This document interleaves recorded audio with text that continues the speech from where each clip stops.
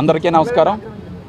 ఈరోజు కాకినాడ సిటీలో 2 టౌన్ కొత్తపేట నూకాల అమ్మవారి ఆలయం వద్ద మా ఆరాధ్య దైవం ఆంధ్ర రాష్ట్ర ఉప ముఖ్యమంత్రి వర్యులు జనసేన పార్టీ రాష్ట్ర అధ్యక్షులు శ్రీ పవన్ కళ్యాణ్ గారు గతంలో భుజం నొప్పితో చాలాళ్ళు బాధపడడం జరిగింది.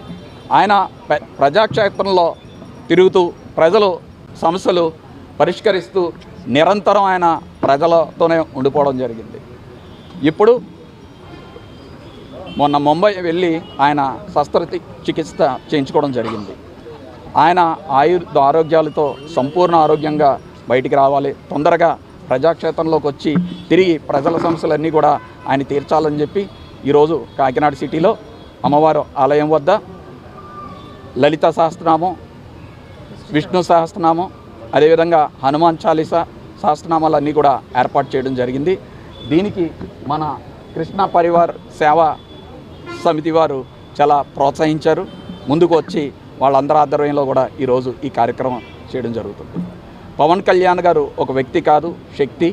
ప్రజల అవసరాల కోసం పుట్టినవారే పవన్ కళ్యాణ్ గారు. ఆయన తొందరగా సంపూర్ణ ఆరోగ్యంతో బయటికి రావాలని చెప్పి మనస్ఫూర్తిగా కోరుకుంటున్నాం.